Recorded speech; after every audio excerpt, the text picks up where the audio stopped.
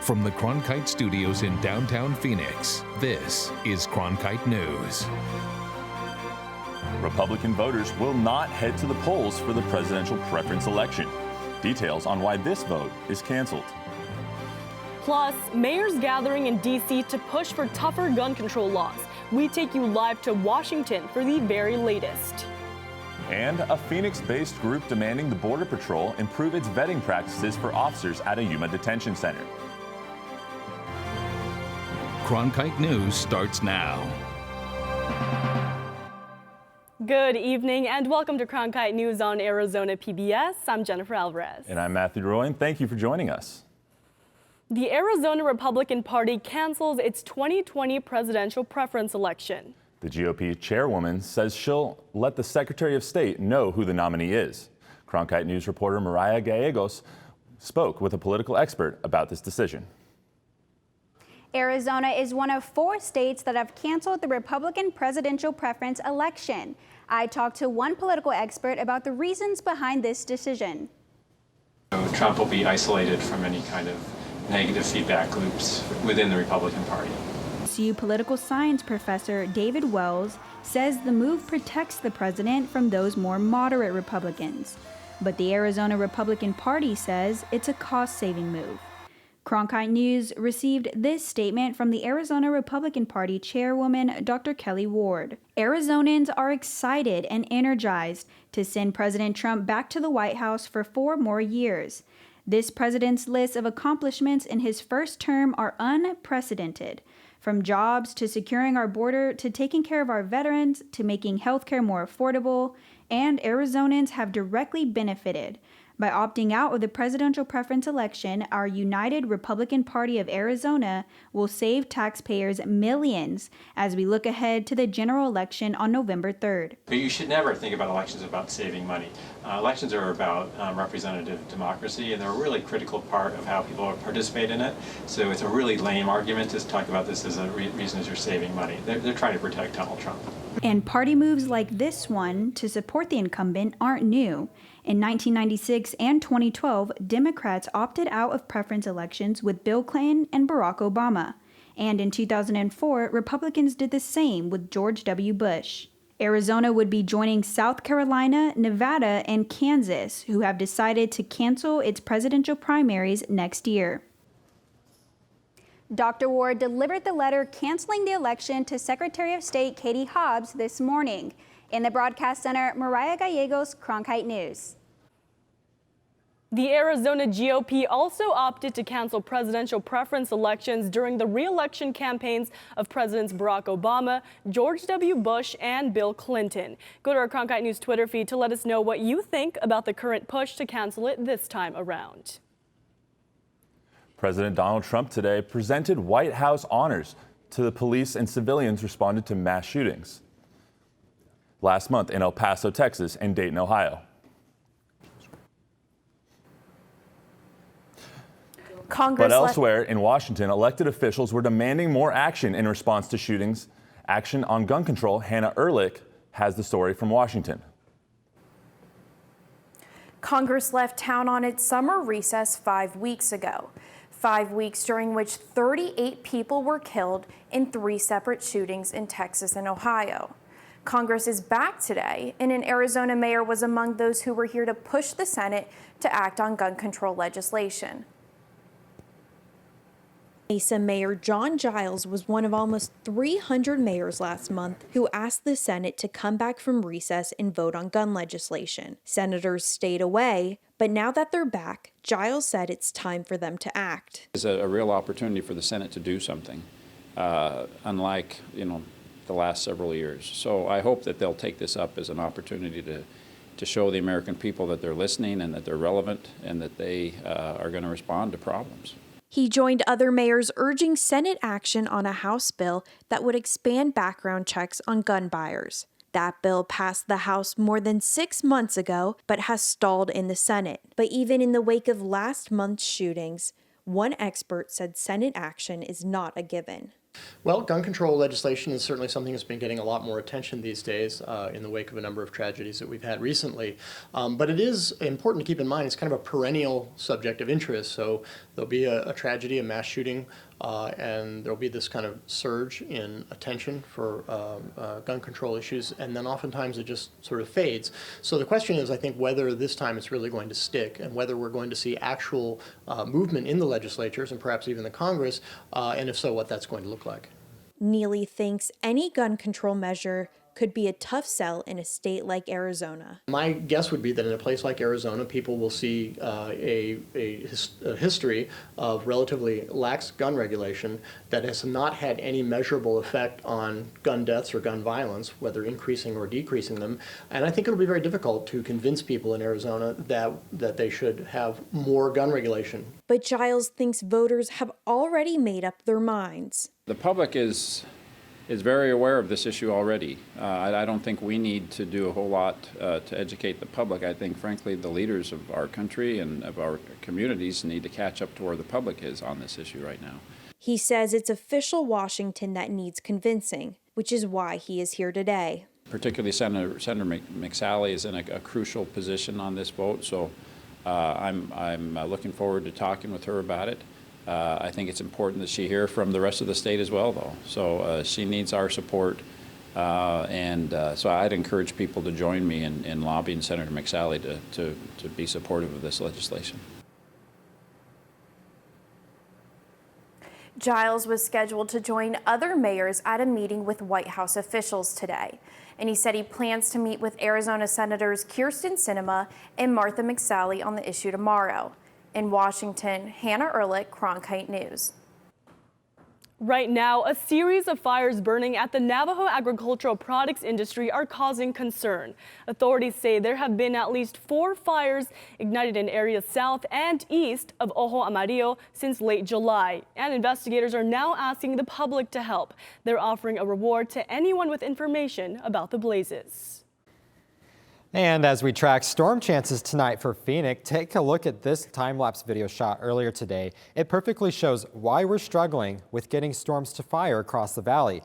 Notice how when the clouds develop, they can't tower into the upper atmosphere. And that's because of something meteorologists call a cap on the atmosphere, also known as a lid. In other words, it's basically a layer of dry air several thousand feet up, and as clouds try to develop below this cap, the moisture gets dried out and the clouds fade away. So the only way we're going to be able to break this cap is if we can get an intense outflow boundary to come off of the higher terrain or enough moist southerly flow to erode that dry air away. And in fact, we are probably not going to see that at least for the rest of the afternoon here across the valley. We are seeing some activity down to the south along I-10. This is near the New Mexico state line, especially near the 87 just to the south of Tucson and out near Ajo. This is actually just south of Ajo. Some of these storms just beginning to fire up, but they don't have much steam behind them. Coming up later on the show, we'll walk you through those storm chances for the valley later tonight and let you know when temperatures will be staying pretty cool across Phoenix.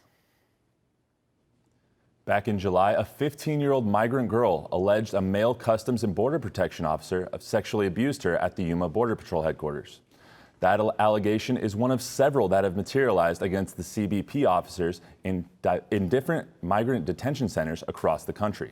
Now, a Phoenix-based group is demanding Border Patrol improve its vetting practices for officers. Cronkite News reporter Marcela Baeta went down to Yuma to hear what Border Patrol had to say. Marcela?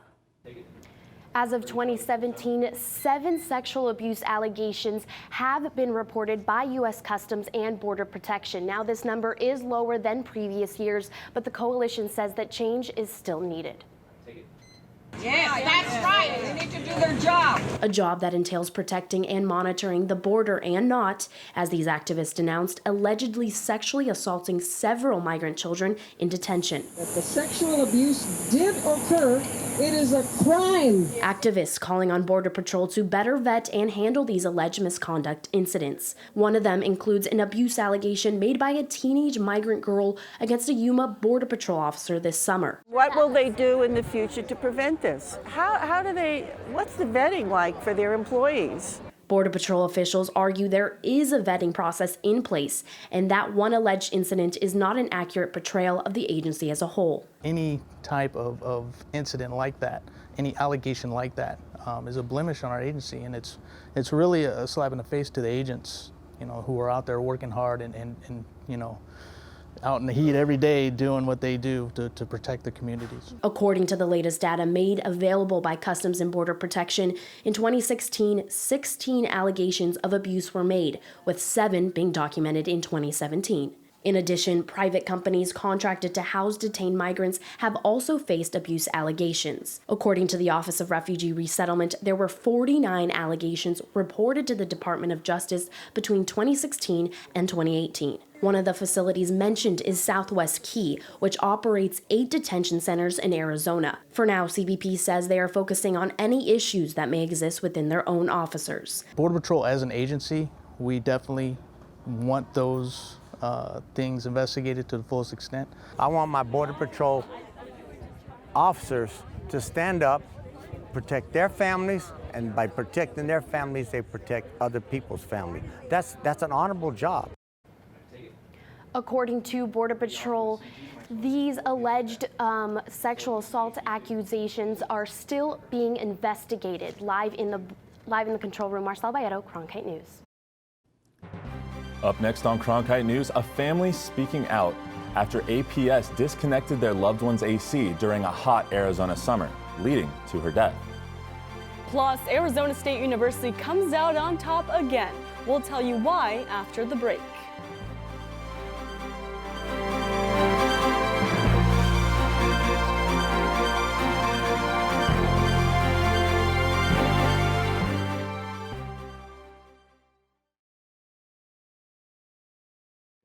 Mother Church of Country Music. It was almost like a badge of honor that you had to bring your culture with you to the table. That's why Bob Wills and his guys brought us Western music. That's why Hank Williams brought the South with him from honky tonks. Johnny Cash brought the black land dirt of Arkansas. Bill Monroe brought music out of Kentucky bluegrass music. Willie Nelson brought his poetry from Texas. Patsy Cline brought her heartache from Virginia. I mean, it was the most wonderful parade of sons and daughters of America that brought their hearts and their souls and their experiences, and it gave us a great era in country music.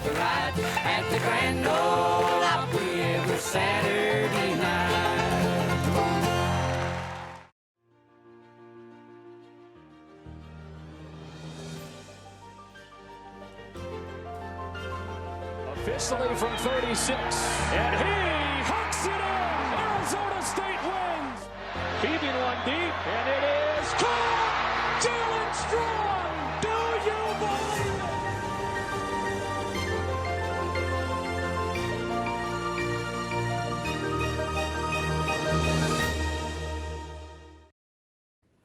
On a triple-digit day last summer, 72-year-old Stephanie Pullman's electricity was turned off. She was later found dead in her home, and a medical examiner's report found that extreme heat did eventually lead to her death. APS had a hearing at the Arizona Corporation Commission to answer some questions about their disconnection policy. Cronkite News reporter Madison LaBerge was there and has updates on the new policies being put in place. I was at the hearing, which lasted nearly 7 hours. 5 corporation commissioners questioned APS's CEO about what the exact policies are for disconnection and how they are changing. Before the hearing began, protesters were marching outside of the building. They had signs opposing APS's rates, disconnection policies, and energy sources. Inside, tensions were still high. Commissioner Sandra Kennedy did not hold back as she questioned APS's CEO Donald Brandt. Not only did she ask about the company's direct involvement in Pullman's death, she also questioned if their contact methods for non-payment were practical. Protesters in the hearing appreciated her questions, but did not feel like they were getting answers. It was APS's practice to disconnect a customer if his or her delinquent amount was $50 or greater. How do you feel knowing that one of your customers died for just $1? If that customer would have called, I am almost certain that individual would not have been cut off regardless of what the amount was. People are paying so much money they can't afford their bills, and we've already lost an elderly woman who couldn't pay $51 for her bill, and they had a settlement recently because of that. We're saying stop the shutoffs. They need to stop shutting off people's electricity. They need to make electricity affordable. Currently, APS has enacted emergency rules where they will not be disconnecting anyone's power until October 15th.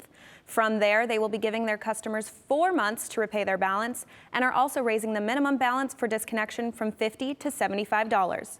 In the Broadcast Center, Madison LaBerge, Cronkite News.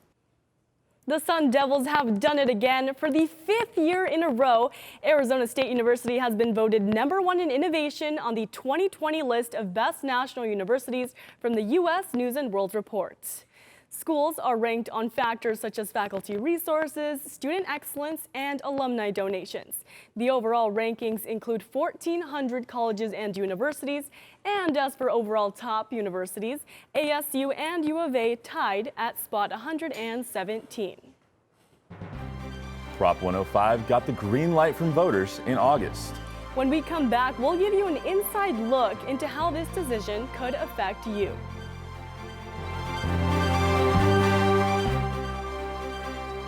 Cronkite Noticias is the Spanish-speaking division of Cronkite News, covering topics such as economics, education, sustainability, immigration, and border relations. Cronkite Noticias strives to serve the Spanish-speaking community in Arizona. Under the guidance of prominent Spanish-speaking professionals, students at the Walter Cronkite School of Journalism develop content for our broadcast partner, Univision, as well as on Facebook and Twitter. Explore Cronkite Noticias at cronkitenoticias.azpbs.org.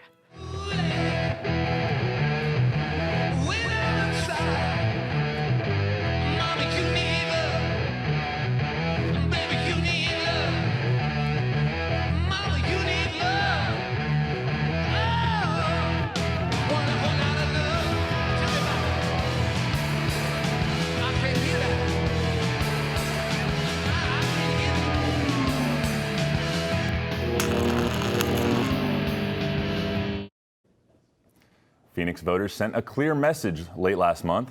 They want light rail to expand in their city. Cronkite News reporter Melanie Porter spoke with city officials about how the light rail will change the landscape of Phoenix. 3 light rail extensions would have been halted if Proposition 105 had passed. That didn't happen, so planning and construction can move forward. We'll be building it to the south, to the west, to the north. So instead of having just one single line as we do today, we will have multiple lines coming together at a great hub in our downtown. Valley Metro's CEO Scott Smith sees these extensions as an essential project that will only help Phoenix grow. People don't realize that we're going to add almost 2 million people in the next 12 to 15 years. That's a lot of people. And they've all got to travel on the same streets we have right now. Where it's not like we're going to double the number of streets. We're not going to really increase the number of streets. But he understands the hesitancy from some community members. We're part of the merchants. And I know we didn't want it, but it passed. But the thing is, you're going to destroy our businesses. Activists argue the construction and roadblocks will discourage people from visiting shops and restaurants in the path of the light rail extension projects. Phoenix is trying to help by hosting planning meetings with community members and letting them map where they think future development should go. Those maps eventually get into a document that is adopted by the Phoenix City Council. And then that map and that policy plan helps shape the guidance that we give private developers as they come in.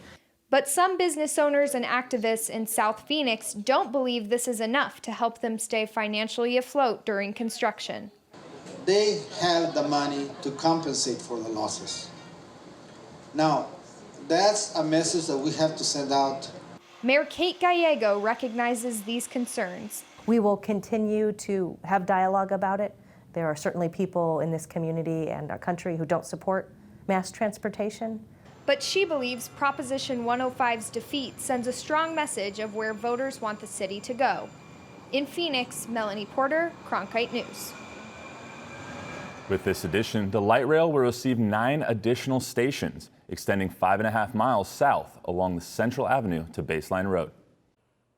A Phoenix rescue unit is back home from Florida tonight after deploying to help in the aftermath of Hurricane Dorian. The 15-man crew called Arizona Task Force 1 volunteered there until search efforts ended.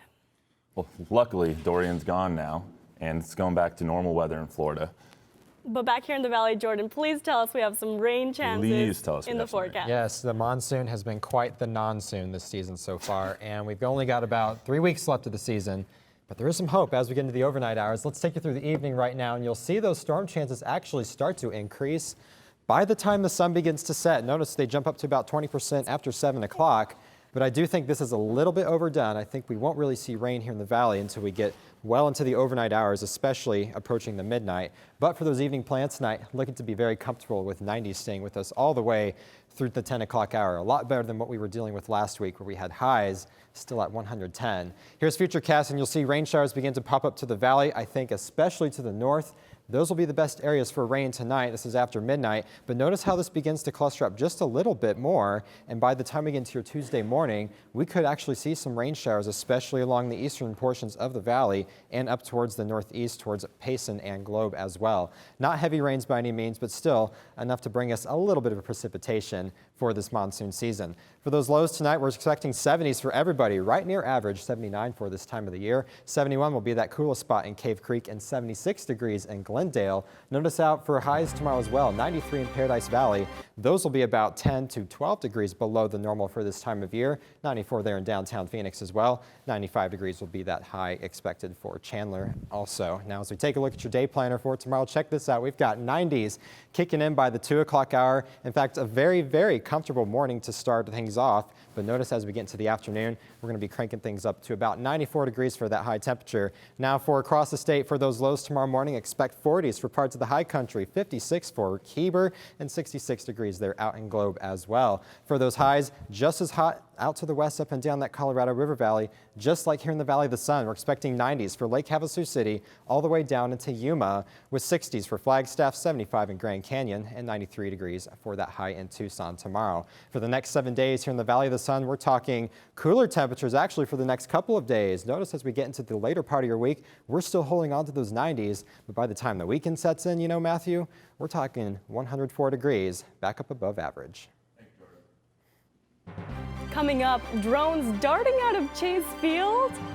The high-tech race, a first of its kind in the country, and we've got your front row seat for all the action.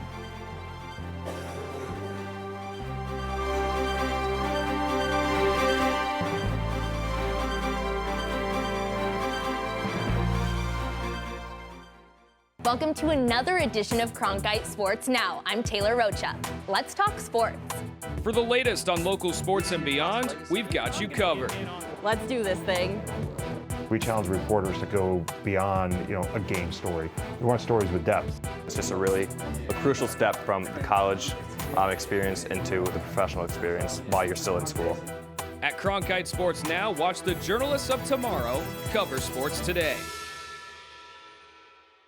With wildfires, a scarcity of water, and other environmental issues facing the Earth today, it's critical to stay up to date with local impacts of a changing climate.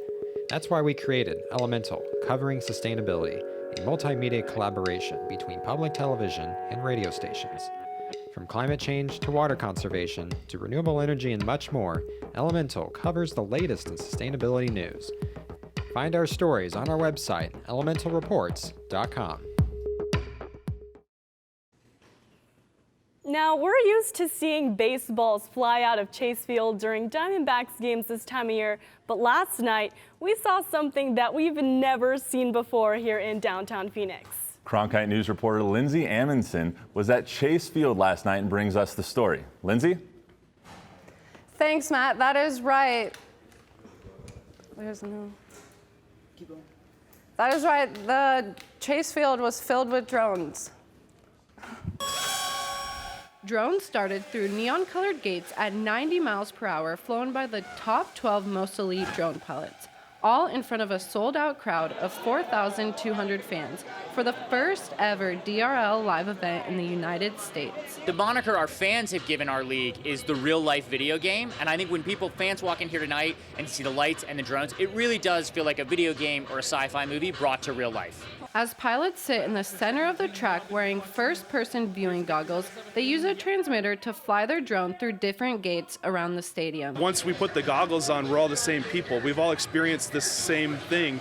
And so being able to share this experience with someone that I don't even share the same language of is a very interesting and exciting human connection that few get to experience in their life. For the youngest pilot, 19-year-old Alex Vanover, this race meant a little extra. Alex told his father before he passed away from Alzheimer's in 2017 that he would become a world champion drone racer. And Sunday night, he finally got the opportunity to do just that. He's not with us anymore, but he's with us in heaven, and I'm doing this for him. I'm here to be a world champion just like he was and to follow in his footsteps. The DRL was created in 2015 with races all over the world. The drones in league were created from scratch, and it took 4 years to get to the U.S. We had to build all the technology that enables the league. We had to introduce the world to it. We had to get it broadcast on TV so fans knew about the sport. So really, this event tonight at Chase Field is the culmination of years of work and development, technological innovation, and building a new sport.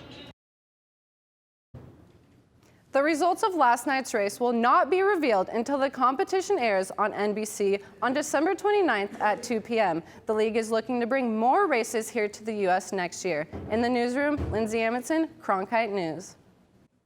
Cronkite News is proud to be the news division of Arizona PBS. Here's what's coming up on the PBS NewsHour. I'm Judy Woodruff on the next NewsHour. A dystopian vision. Margaret Atwood opens up about her sequel to A Handmaid's Tale. That's Monday on the PBS NewsHour.